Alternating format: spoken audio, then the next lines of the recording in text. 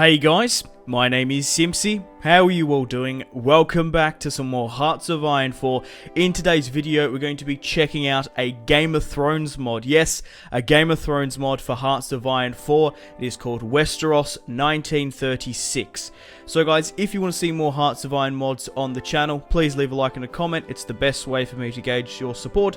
And subscribe if you're new around here. So we're going to be looking at 11 screenshots. Now, I'm not going to lie to you guys. This mod is in very, very early stages of development. It's very bare bones. It's not even on the Steam workshop just yet. I stumbled across this mod on Reddit, reading through some of the forums, so I will put the thread in the description below if you guys want to go check it out.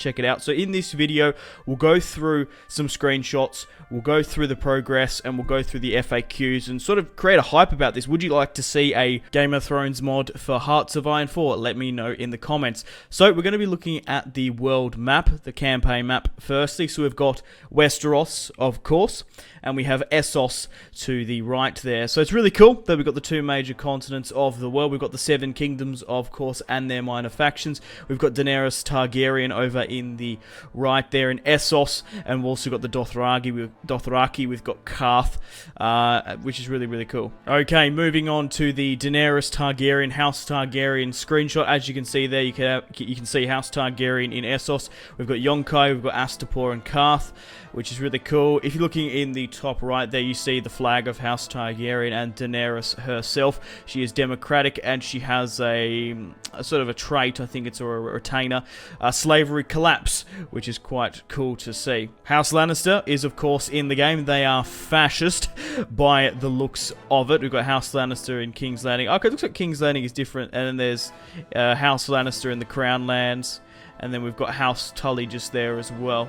Oh, that's cool. We've got Clegane, Westerling, we've got Brax as well. So there is Joffrey himself. I forgot to mention before, this scenario is based at the start of the War of the Five Kings as well. Obviously, it's not up to date with like Season 7 of Game of Thrones. But yeah, think of the potential just sort of time eras. Think of Westeros Total War in the fact you've got like the Age of Petty Kingdoms, you've obviously got the Targaryen Conquest, there's like Robert's Rebellion. Like there's so many I could list off that could be for Hearts of Iron 4, which is just really, really awesome. Balon Greyjoy, King of the Iron Islands. We've got House Greyjoy here.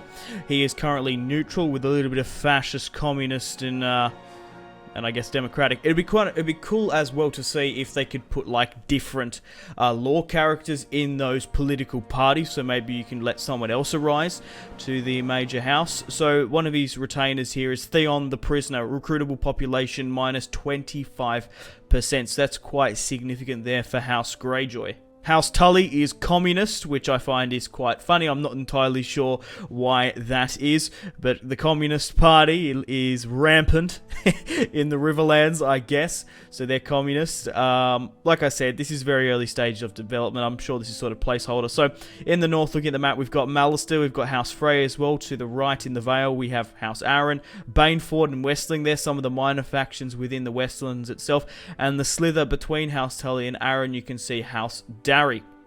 So yeah, their retainer is Clegane Terror, which gives them some minus population as well, which is interesting. Moving on to House Arryn now. Robert Arryn, obviously the faction leader. How much of a fucking nightmare would it be to take the Vale? It'd be pretty much nigh impossible. You'd have to surround the country with mountain troops galore. So they've got some interesting traits here as well. So they've got the neutral foreign policy, join faction tension limit plus 100%, which would be true. If House Arryn joined the war, it would have changed things a hell of a lot. Send volunteers tension limit plus 20%, guaranteed tension limit plus 100. All, what is this there? AI modifiers, threat receptors. AI modifier desired to expand faction minus 100. Right. So they're currently neutral at the moment. They have a small slither of communist. So looking at the Vale itself, we've got some of the minor factions that you could play as. Obviously House Baelish in the fingers just here. South is just House Royce, and I did mention House Darry before. Here is House Clegane if you ever wanted to play as the Mountain. Well, Now you can. So they're fascist, of course. There is the three hounds of House Clegane. So we've got Brax, we've got Clegane in the heart of the Lannister Westerlands. We've got Tarbeck, we've got Craycall, Kenning, and a couple others off the coast there as well. Moving to the north now, we're looking at some of the what looks like the provinces. We've got White Harbour East, we've got White Harbour itself, Moat Cailin in the neck, and Greywater Watch. And last but not least, for the last screenshot, there are only 11. We have Bear Island. Not really much to say about that. So we're going to be going through some of the progress for this mod, and we're also going to be going through some of the FAQs which were answered in the Reddit thread, and maybe there's some questions that you guys have. Let me know in the comments. Alrighty then, let's go through the progress for the mod. Now, I can't reiterate this enough, guys. This mod is in very early stages of development. It's not on the workshop just yet. There is only a Reddit thread with some posts and some screenshots, so hopefully we can get the ball rolling for this mod. I'd love to see it officially be published, but you just need to be patient. I really just wanted to just let people know about this mod, make people aware that there is this really cool mod going on. So let's go through the progress. So the map is mostly done, nothing extremely wrong. This is sort of like just the notes that he's put on the Reddit thread. Okay, countries, houses, 90% correct. Still need to add a few minor houses in the Stormlands and in the Reach. Maybe some of you guys picked up on that already. So the national focus hasn't been touched, which you would definitely need to do. Seeing Game of Thrones is such a hugely just focused political landscape, you would most definitely need to do it. Going on to the topic of portraits, major ones are done and a few minor ones are done as well. Flags, major flags are done and a few minors are done as well. Proper names of the house leaders are pretty much in, some commanders and council members. Okay, so he's added really cool commanders and council members. Now, this next topic here, technology. Technology will mostly remain the same. Now, with that statement, I think he wants to have this mod as in the future, Westeros in 1936, which, to be perfectly honest, I probably wouldn't like. I would feel like you would have to fight with bows and arrows, you would have to fight with medieval weapons. It'd be kind of cool to have a Westeros sort of steampunk style, but I'd rather play with knights and horses and stuff. So you probably sort of limit the, like how I would do it is probably like limit the tech tree. You probably wouldn't even need to do too much because most of the Seven Kingdom factions have sort of an even technology slate of siege equipment, swords and crossbows and stuff. So I don't know how that would work with like, well, if Daenerys comes over with dragons, just chuck up a couple of those anti-air flak cannons, just shoot those fucking dragons down. Moving on to the FAQs, the frequently asked questions.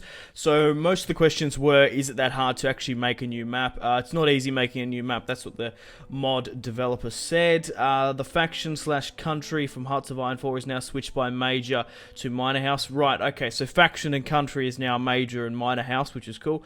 Minor houses can be swayed, just like countries can be in the vanilla. So comparing to, obviously, I guess Brazil is a minor, I guess. Obviously, if you're Germany, you want to try and get Brazil and Mexico on your side, maybe even Sweden, try and turn them fascist, especially if you're playing as Germany and you want to eventually attack the United States. Having the Mexicans, having that naval sort of embarkment, those naval capabilities to push up through the heart of the United States, you definitely want to do. Okay, moving, I'm getting off on a bit of a tangent. Right, Hearts of Iron, what? Okay, right.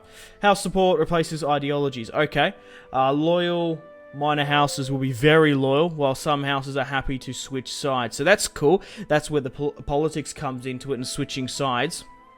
There will be major events that have a chance to take place in the right conditions. The Red Wedding is possible if certain conditions are met. Okay, that is very cool. So as you guys can remember, in Hearts of Iron 4, you've got events like the Hindenburg disaster. Is it Hindenburg? I think it's Hindenburg. Disaster, which, if the right requirements are met, it can either be destroyed or it can survive. Also, Amelia Earhart. I'm pretty sure Amelia Earhart can survive, and doesn't she become like a fighter pilot in the United States Air Force. I'm pretty sure that can happen. There's also a couple of other, like the Ribbentrop Pact can be denied or declared. So that's quite cool. If everything's not set up for the Red Wedding, Robb Stark could survive, which would be huge if Robb Stark actually survived. Or maybe there's like a really cool event where you can save Eddard Stark. How cool would that be? Let him be the leader of House Stark in Hearts of Iron 4 instead of Robb. Okay, moving on now to the... I've outlined a focus tree for Stannis following the Lord of Light, or possibly allying with Robb. Okay, so that's where the focus tree comes in. So he hasn't done too much to the focus tree, but he does plan to have sort of a focus tree for Stannis following the Lord of Light, and then obviously you can like ally with Robb. So there's a couple, like, I'm just thinking of like the replayability of just factions would be so cool. Houses hold their Valyrian steel and do get a special trait. So obviously like House Tarly, I guess House Mormont did have an ancestral sword. The Lannisters, I guess they could, I guess like reforging ice could be another scenario. I'm so excited. I really am. This has a lot of possibilities. So guys, I have to end the video here. Thank you very much for watching. Leave a like if you like to see a Game of Thrones mod. Let me know in the comment section down below. Maybe you guys have some suggestions. Let's create a think tank in the comments. Let's get everyone's thoughts and opinions and ideas in the comments. Now, I'll link in my description of this YouTube video the Reddit post, so you guys can go post on it. Maybe you guys can read some more of the thread. But that is pretty much it. Thank you very much, guys, for watching this video. Subscribe if you're new around here. Check out my social media links if you want to stay connected with me. Facebook, Twitter, and Instagram, all in the description below. If you guys want to get yourself some cheap and reliable games, maybe even Hearts of Iron 4, maybe a Total War you haven't picked up, check out my G2A affiliation link in the description below. Stay tuned for more videos on the channel. Make sure to take care of yourselves. My name has been Simpzy. Take care. Goodbye. Really close cinematic shots here, pushing through the bridge. Oh, look at... That was probably the shot of the video there.